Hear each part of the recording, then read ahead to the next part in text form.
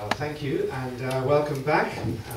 Is the loudspeaker working again at the back? Can you hear? Is that all right? Good, thank you.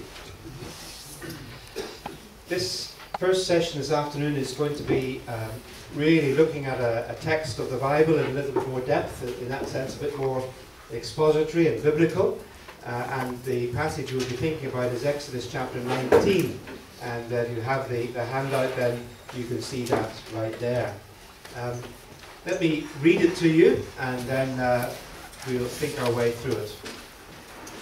Exodus chapter 19. On the first day of the third month after the Israelites left Egypt, on that very day they came to the desert of Sinai. After they set out from Rephidim, they entered the desert of Sinai, and Israel camped there in front of the mountain in the desert.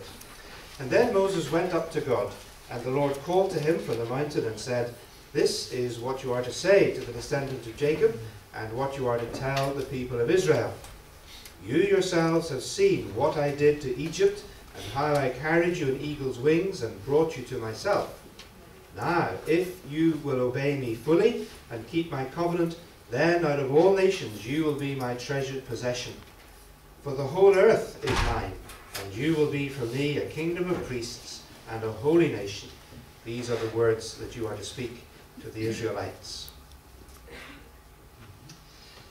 So I begin by asking that question that's on the screen. Who are we then?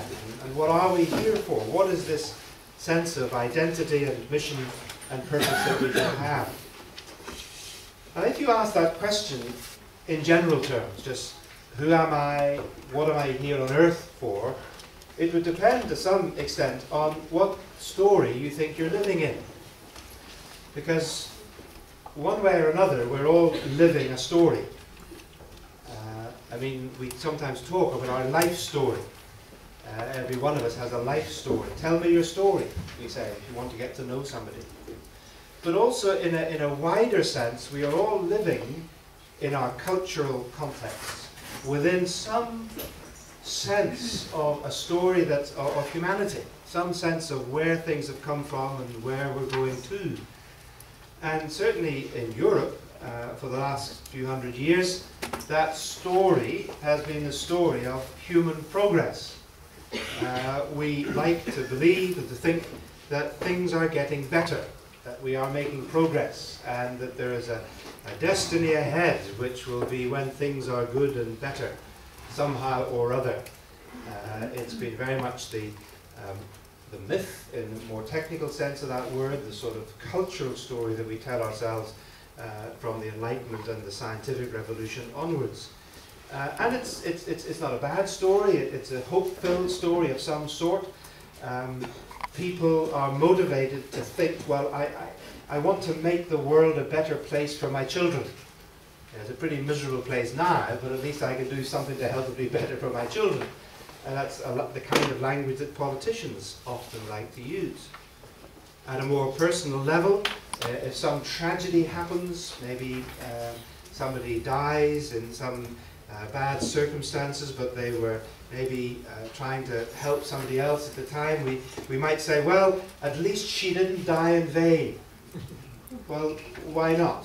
Well, because there's a sort of assumption that they were doing something worthwhile. Their death will have a meaning.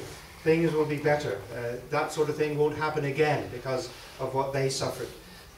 If we all do our bit, even if people die, things will get better. That's the sort of story that our culture likes to tell. Of course, it gets a bit harder the more atheist the culture becomes, as it is, because the more you, as it were, remove any sense of transcendence from the world or any sense of ultimate value, the more difficult it is to have a story.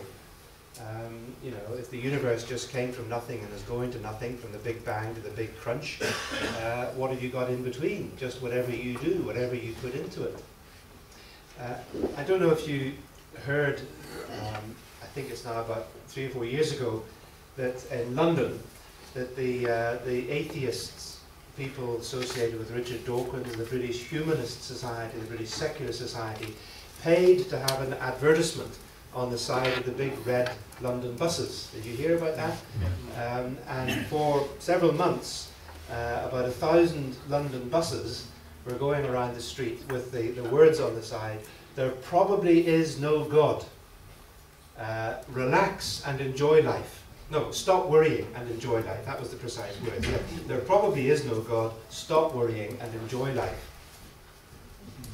Actually, there was a church in Britain, a very enterprising church in London, whose church building was right beside a bus stop. And they put a big notice outside their church which said, "There probably is no bus." So come inside and meet God. Way to respond. When I first saw that advert and heard about it, because it was quite sort of notorious, my first thought was that's odd, because it suggests that the underlying text is, of course, that Christians who believe in God are worrying all the time and not enjoying life. Whereas, of course, almost all surveys that have ever been done have shown that people of Christian faith and prayer tend to have lives which are less filled with worry and stress than ordinary members of the population. But my second thought when I saw that, "There probably is no God, stop worrying, enjoy life," I thought, where's the story in that? That doesn't give any reason to live or even any reason to die. It's just a kind of a nothingness. There's no value, there's no story, there's no past, there's no future. Just enjoy things. I mean, here's a story. God so loved the world that he gave his only Son, that whoever believes in him should not perish but have eternal life. Now that's a story. It's got a beginning, an ending, a problem, a solution, all in one verse. That is worth living for and dying for, because it has a narrative, it has a story. So I'm emphasizing all of this because I want to come to this text and to help us to recognize that it actually comes within a story which was already moving along at the point when these words happened, but was in itself only a part of a much bigger story. God's great drama that shapes the whole of the Bible, as we were thinking this morning, that spans the whole of human history and indeed the whole history of the universe, from creation to new creation, the whole of the past, the present and the future. And within that great biblical story comes this little piece of it in Exodus 19, when God, as it were, addresses the Israelites at this moment in their history in order to do three things: to explain the past and what he had just done for them, so it looks back to the past, but also to remind them of a perspective which embraces the future, and indeed embraces the future of the world. And then, in response to the past and the future, to bring them a sense of identity and responsibility and meaning into their present. So here, I think, is a text, very much of a sort of a hinge text between right there in the middle of the book of Exodus, which is placing Israel's story and this moment of Israel's story in the context of what God has done so far in the story up to this point, but ultimately in what God intends to do right into the future. Okay, so therefore we look back to the past with God, as I've called it on the sheet and on the screen, the past grace of God's salvation, in verse 4, where God says to the Israelites, "You yourselves have seen how I carried what I did to Egypt, and how I carried you on eagle's wings and brought you to myself." God says to the Israelites, "You've seen what I've done." In fact, it's the very first thing that God says to the Israelites at Mount Sinai. He says, "Now look, what I want you to remember is what I have just done." He points to himself and his own action in their past. And of course, they had seen what God had done, because only 3 months before this, these people had been slaves in Egypt. The whole of the first half of the book of Exodus, especially the first few chapters, describes the suffering of Israel, the Hebrews in Egypt, being whipped and beaten, being slaves, being oppressed, exploited immigrant ethnic minority, to use modern language for the situation they were in.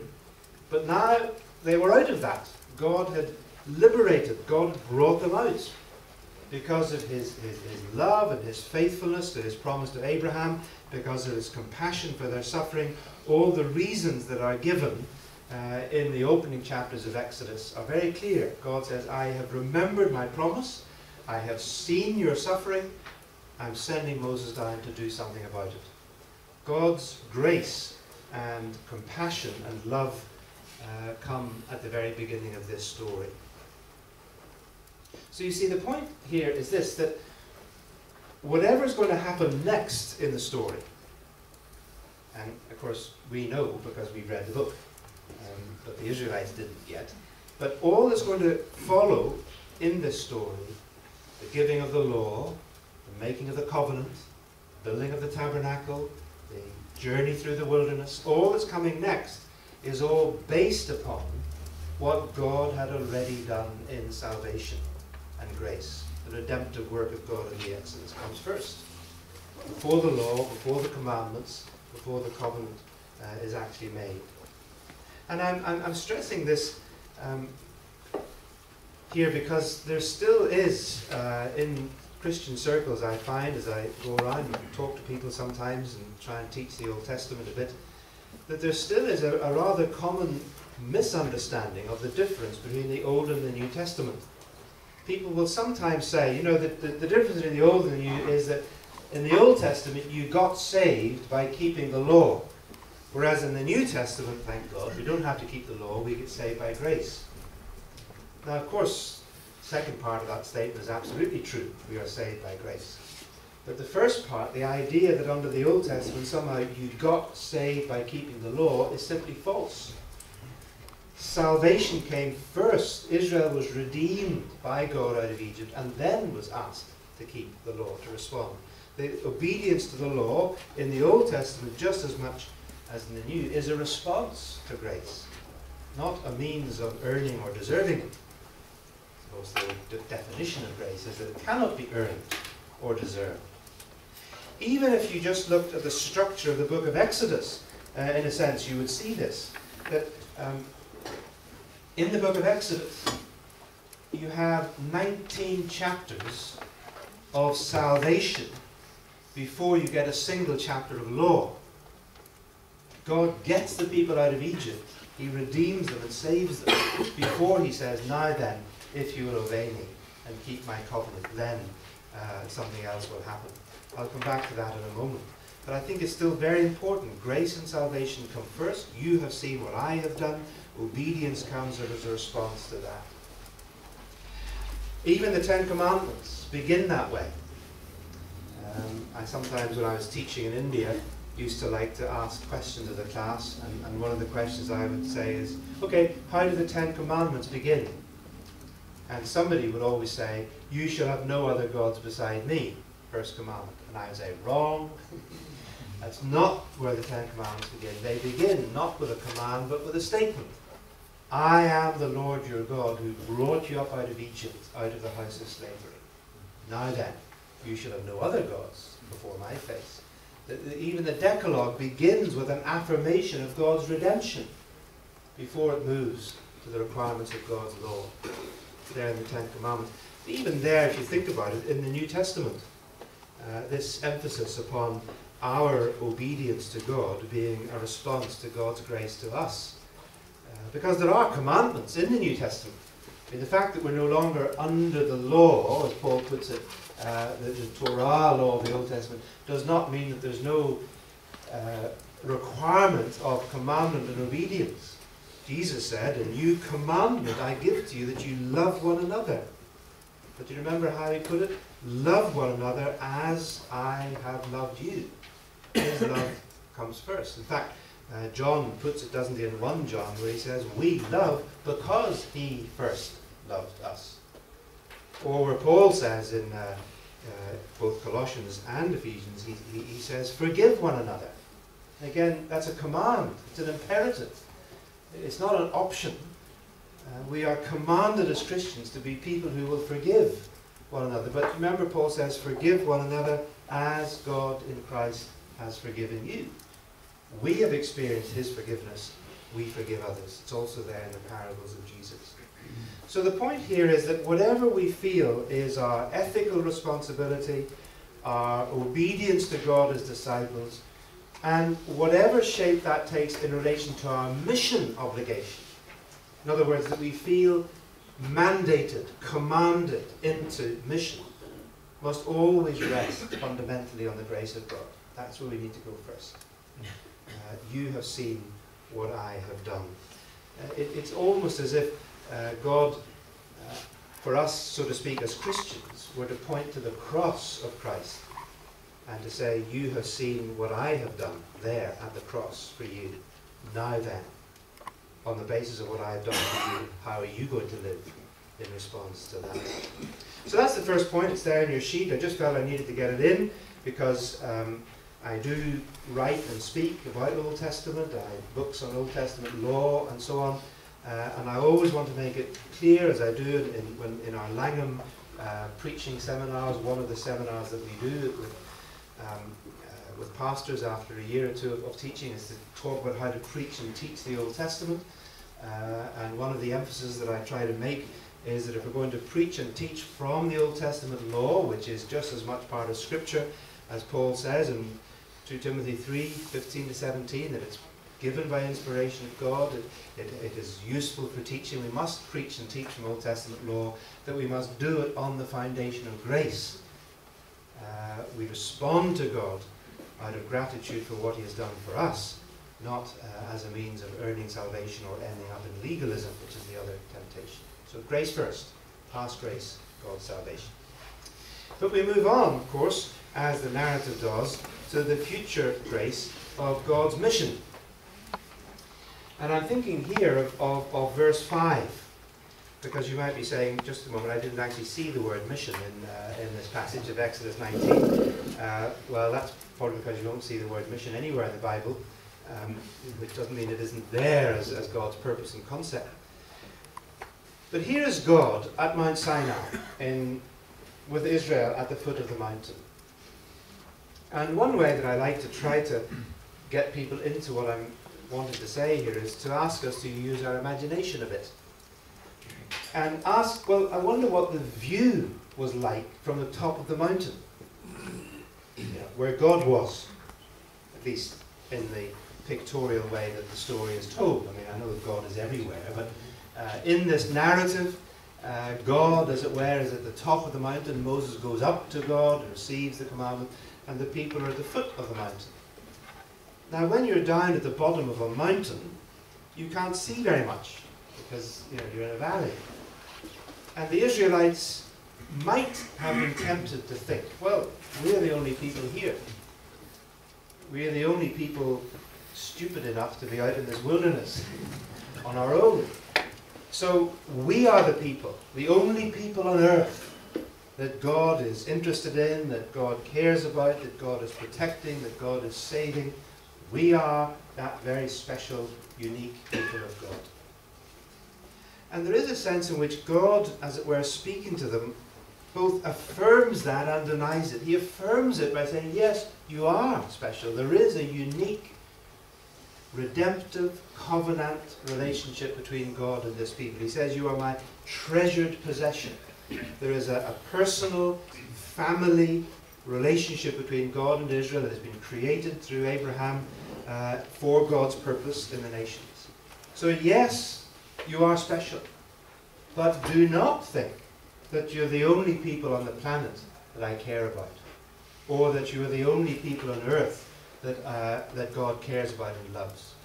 Because, as it were, again using my imagination, it's almost as if God is saying, from up here, as it were, on the top of the mountain, I can see the whole earth, and it all belongs to me, and all the nations of the world from whom I have called you, and they are all in one way or another mine, because he is God of all creation, and all the earth belongs to him. And so that those phrases of all nations and the whole earth that are there in verse 5 express this universal perspective that is still there in the mind and heart of God. even at Mount Sinai. In fact, I would say that this passage, Exodus 19, 5 and 6, hello, what's going on? Sorry, come back. There we go. All right. Well, sometimes it does these things. Never mind. Just leave it. I'll not touch it for a moment.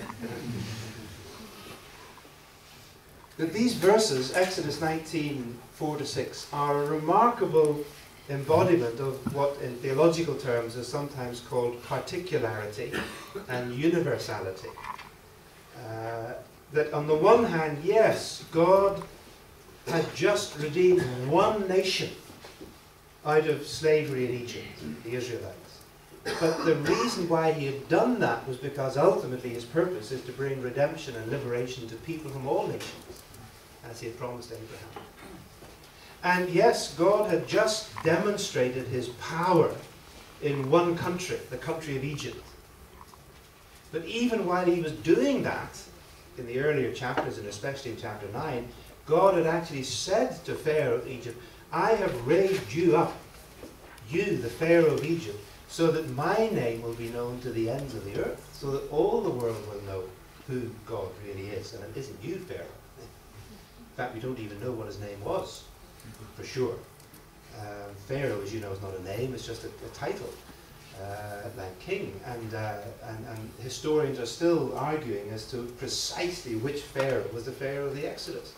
So it says, God says, I've raised you up so that people all over the world will know who I am. And we all know the name of the Lord, even if we don't know the name of Pharaoh. It's a universal reality with a particular proof. And that's what's happening here. God is doing something with this one people, this one nation, ultimately for the sake of all.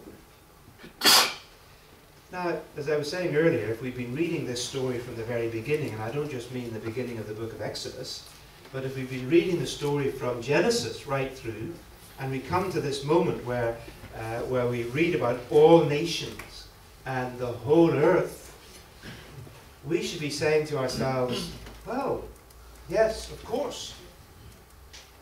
Because after all, who is this God who is speaking here on Mount Sinai? And the point is, this is the same God at the same place, Mount Sinai, where when Moses had asked him at the burning bush the question, if I go down to Egypt, who shall I say has sent me? What name shall I give? Who are you, God? And how does God answer that question? He says, I am the God of Abraham. The God of Abraham and Isaac and Jacob. This is the God who to Abraham had made that promise. Through you all the nations of the earth will be blessed. It's the same universal God. It's the same God doing business with Israel in the Exodus and at Mount Sinai, and it all will follow. The God who's doing business with Israel for the sake of all the nations of the world. That's what I'm talking here about, this sense of mission that's implicit in this passage. The universality of God's vision has not been lost just because Israel, as it were, is now enclosed at Mount Sinai, at that very particular place for a particular covenant made with Israel by God through Moses. The big vision is still there. One way that I sometimes try to illustrate this is the very simple illustration of a camera. I have got four children. They're all grown up and married now, but my two sons, when they were little boys, like all little boys, played football, and I was a very proud father of them playing football for their school and the boys brigade team and everything else. So I'd go along to the football match where Tim and Johnny would be playing, and I took my old camera along, 1980s Praktica camera. But I was rather proud of it because I'd got a telephoto lens of 200 and a doubler, which sort of gave me a 400 reach, which was pretty powerful. And I developed the habit of standing on the touchline, watching with both eyes open. In other words, with one eye I was looking through the camera lens, but the other eye, you don't usually close it, but I just kept it open. Because with my left eye, I could watch my son on the field, wherever he was on the field, he would fill the whole frame because there's a good telephoto. So through the left one eye, I was telephoto lens, my son filling the frame. But with the other eye, I was sort of watching the game to see, where the other players were, and where the ball was.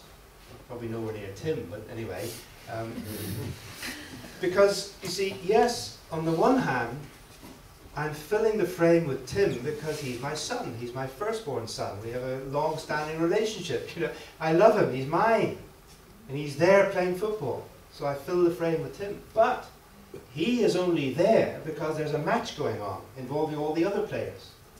And so I need to have this wide-angle vision of the whole game as well as the close-up vision of my own son. Now, in some ways, when we read the Old Testament scriptures, we need to have that kind of double vision.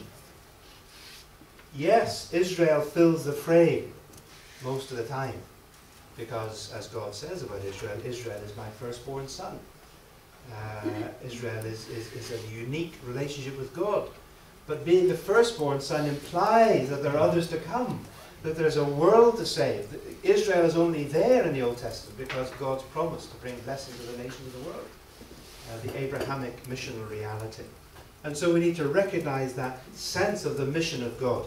This is God's purpose and God's mission. And so therefore, all our mission, and indeed all our existence and all our personal lives, must be lived, as it were, between this past reality of what God has done in historical redemption and this future reality of where God is going with his ultimate mission to the ends of the world and to the ends of the earth. Now that double reality of past and future, this sense of there being a story which we are part of, I am beginning to think has a greater significance than maybe we might imagine in terms of the way we communicate the gospel in today's culture. In other words, to people of our generation who often live within a sense of, like that atheist advert on the bus, that there really is no meaning to life at all, and not just whatever you put into it. We live in a meaningless universe, which is cold and unfeeling, and there's no point anyway. I remember being at a conference once, as it happens, it was in Brazil, and it was a missions conference, in 1999 I think it was, and we were one of these small groups, I keep on getting into small groups, and we were going around, and the question we were asked to answer was, what does it really mean to you that you're a Christian? What is the best thing about being a Christian? And my turn hadn't come yet, but I was sort of rehearsing what I would say about knowing that my sins were forgiven, and I would go to be with God, and I had a future in heaven, and so on, all sort of usual stuff.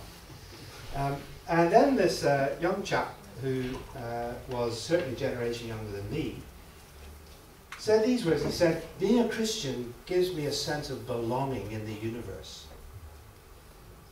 I thought, that's not the answer I'd give. But he went on to expand it to say he felt that because he knew the creator of the universe, because he'd been saved by the Lord Jesus Christ, his life had some sense of meaning and purpose. He belonged. He had a place. He was not just a speck of stardust, just a sort of accidental collision of atoms that had just happened to have evolved into a human being. He actually had a meaning, or he had a place. He belonged within this great universe that had meaning and purpose. And I thought, this is an interesting sort of rather postmodern answer to that question. But I think a significant one, a real one, and a valid one. Alongside all those other ways in which we might answer the question, perhaps a little bit more spiritually or biblically. Because isn't this the case? Maybe it's the older I get that I ask it more often, as to say, well, what, at the end of the day, when I die, what will be the point of having been me?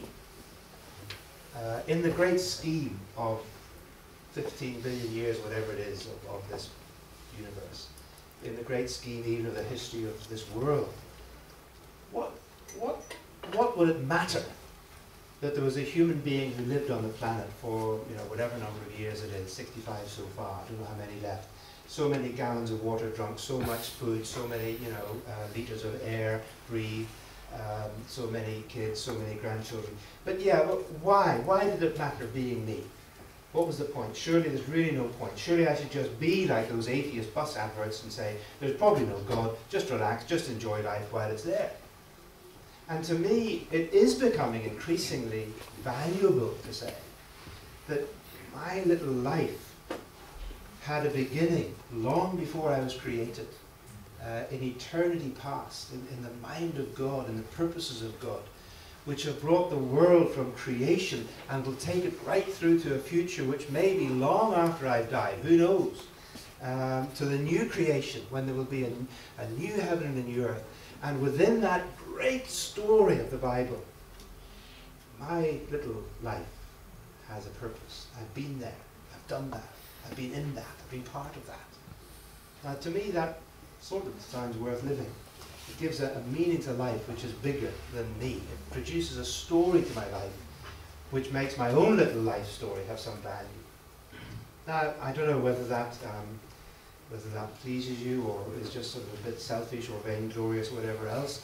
Maybe it is, I don't know. But it seems to me perhaps a way in which this sense of the story that we belong to, that the Bible story with its past and its future, is actually a way of communicating at least part of the meaning of the biblical gospel, the good news of that story, to a world which has lost or is rapidly losing any sense of story worth living for. Right, well, we need to move on from the past grace of God's salvation and the future grace of God's mission to the present grace of God's people living in God's world for God's sake. So God says to these Israelites in verse 6, you will be for me a kingdom of priests and a holy nation. A very famous verse. It gets repeated in a number of places, including in the New Testament, this sense of that's what God is saying the people were to be my priestly and holy people in the world. Now, how are we going to understand those words? Because they're not immediately obvious. We don't necessarily resonate with the idea of being priestly or being holy in these days. So what I think we need to do first of all is to ask the question, what was the job of the priests in Old Testament Israel? How did they function? What were they there for? And the basic point is that a priest was in the middle between God on the one hand and all the rest of the people on the other hand. Rather like this diagram sort of illustrates. Here's this figure. I'm rather pleased to find this in clip art, as it were, with an arm in the heavens, so to speak, and a foot on the earth. And in a sense that's a good picture of the priest, because the priest was the middle between God and the rest of the people. And in that position, the priest operated in two directions. First of all, it was the job of the priest to teach God's law to the people. Now, we don't always remember that as Christians, especially as Protestant Christians, if we are, because we sort of lost some of the meaning of priesthood and everything else.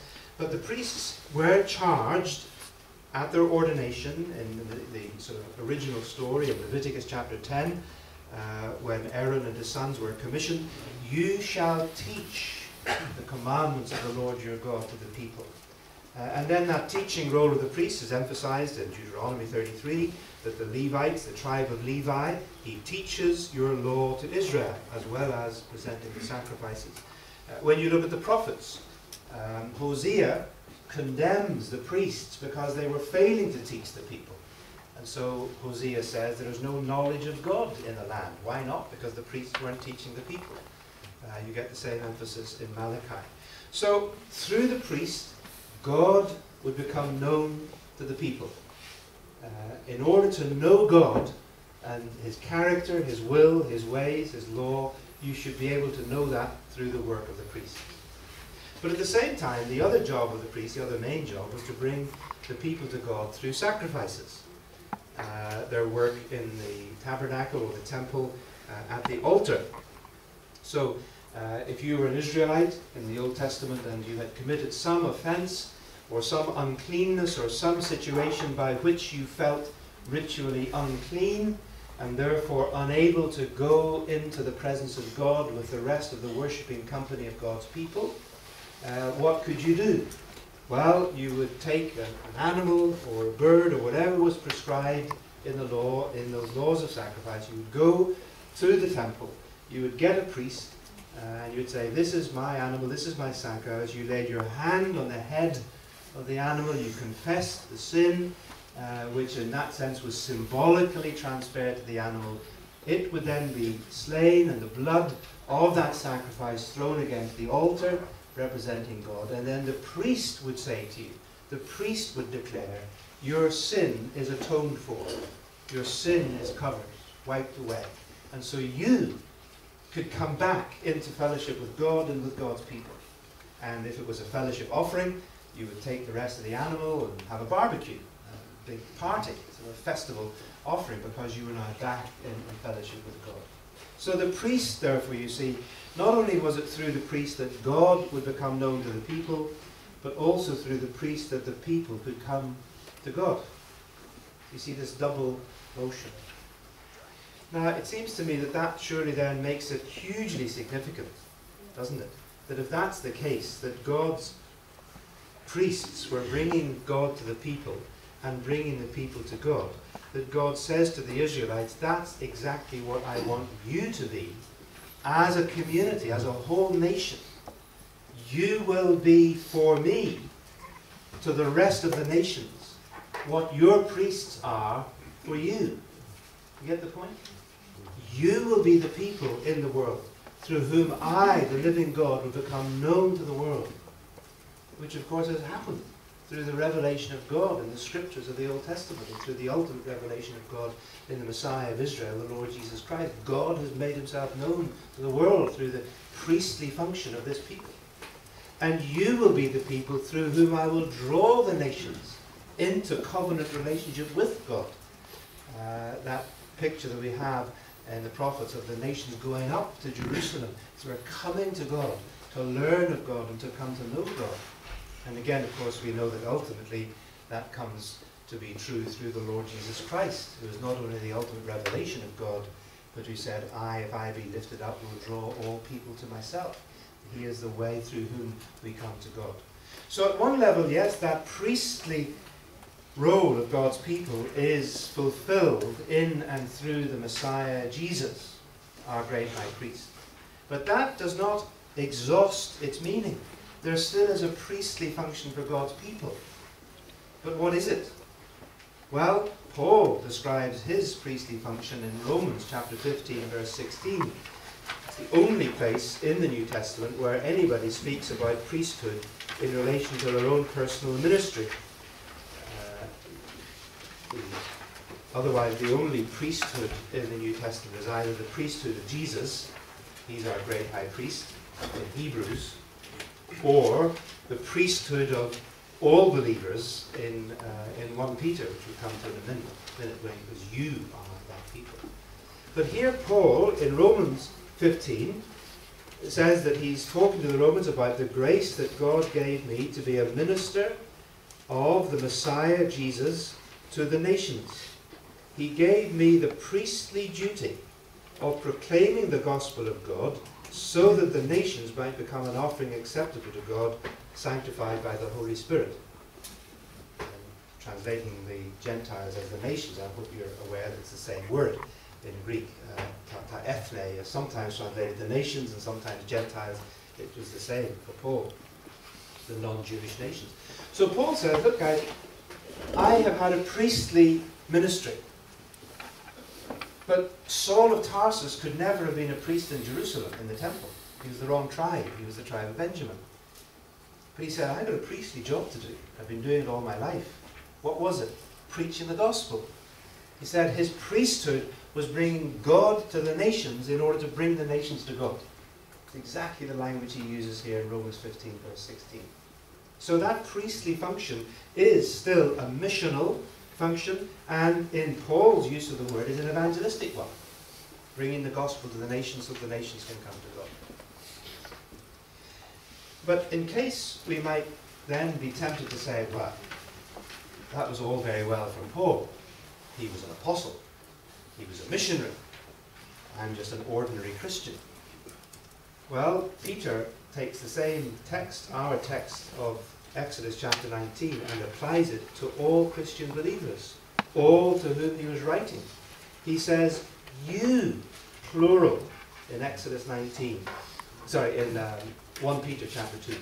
You are, he said, that chosen people, that royal priesthood, that holy nation, that you receive mercy from God. He flicks from Exodus to Hosea all over the place, so that you may declare the praises of him who called you out of darkness into light, his marvelous light. That's your Exodus experience. See, Peter's thinking Exodus language here.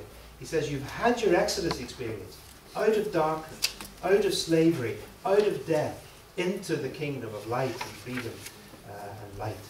And so now that you've had your Exodus experience, he says, you are to be what Exodus 19 says you are, God's priesthood. So if we're to be that, then, says Peter, live such good lives among the Gentiles, the nations, that they may see this. There's a missionary aspect to our priesthood. So in that sense, we are called to be the priests of God in the world. And I'm using that word not with any, as it were, ecclesiastical or clerical or churchy kind of resonance. It's not talking about what we do in church, in sort of holy places. It's talking about being God's living representatives in the world.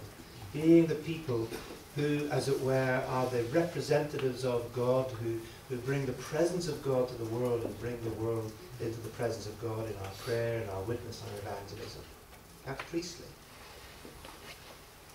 So, going back to my earlier illustration,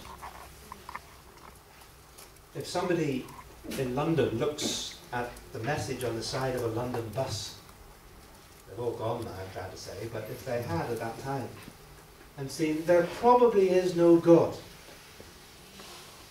they should have been able to say, well, that doesn't make sense, that can't be true, because I know Sarah and John, and they're Christians, and God is obviously real in their lives. You see what I mean?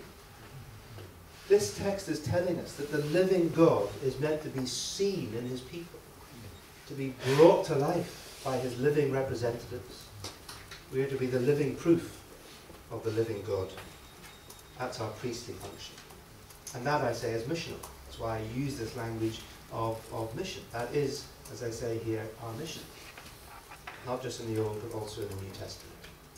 Well, in that sense, if that's what we're called to be, the question immediately arises, how? How can we be such a people? And the answer is by being holy. And so the two words go together, priestly and holy, God's holy people. And once again, we have to ask the question, what does that mean in Old Testament terms? Because we have turned this word holiness into a very religious sort of sounding phrase. We have holiness movements and holiness denominations. And we tend to think of the word holy as somehow meaning a particular kind of piety that we exercise in our lives. Whereas, of course, in the Old Testament, to be holy was fundamentally simply to be different.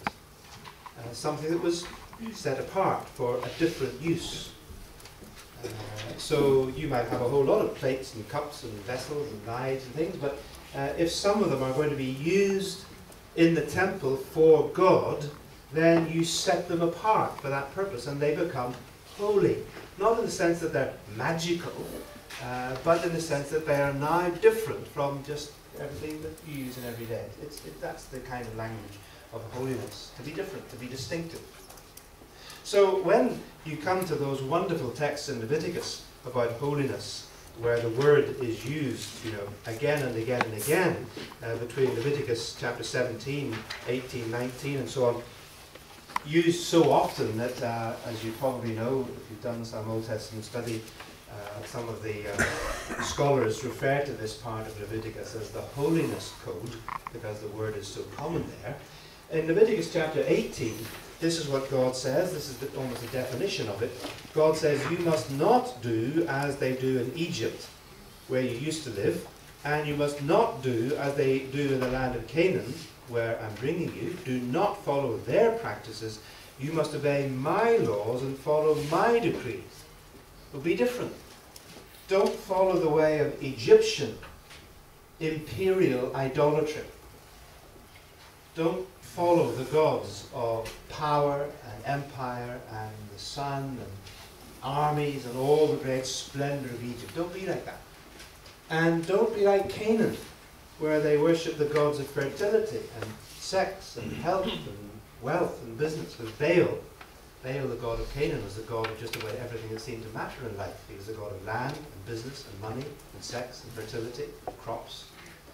And God says, don't go after all that stuff either. You've got to be different from the nations. And then when you turn to Leviticus chapter 19, that's the text which begins, you shall be holy as I, the Lord your God, am holy. And you can see there the way in which I've tried to summarize something of the content of Leviticus 19. It is amazing because you shall be holy because I, the Lord your God, am holy. What does that suggest to you? How do you think that would work out? I used to ask that question of my classes in India when I was teaching there. And I would say, okay, now look, here's the text which is going to define for us what being holy means. So I want you to spend the next 10 minutes just reading through Leviticus chapter 19 and identify how many laws can you find which have to do with religion in its ritual form, you know, practices of religion, whether rituals or sacrifices or songs or worship or things that happen in the temple or something like that. So they would fizzy away, and after a while come out, okay, what did you find? And the answer is very, very few. There are some laws in this chapter which have to do with religious practice, sacrifices, the rejection of Canaanite practice, like cutting the body and so on, but very few. So I would then say, well, what is the rest of the chapter about? And the answer comes, well, it talks about family life, it talks about life on the farm, and what you're to do with your crops in agriculture. It talks about the law courts and justice for the needy and the poor. It talks about social welfare, gleaning rights for the poor. It talks about the caring for the disabled, the blind and the deaf. It talks about health and safety, about making sure that people are not damaged by your property. It talks about equality between racial communities, ethnic equality before the law, something we didn't get to in Europe until very recently, and yet here it is in the law of Moses. And it talks about commercial honesty, weights and measures, and how there's to be integrity in trade and relationships at the marketplace and so on. So it's an amazing chapter filled with everyday, down-to-earth, practical, social ethics. And I would say that's what holiness is, as far as God is concerned. He doesn't really care very much what happens in the temple, unless there's also something good happening in the marketplace, and the courtyard, and the farm, and the family. Those are the places where it counts to be holy. That's where the difference has got to be seen.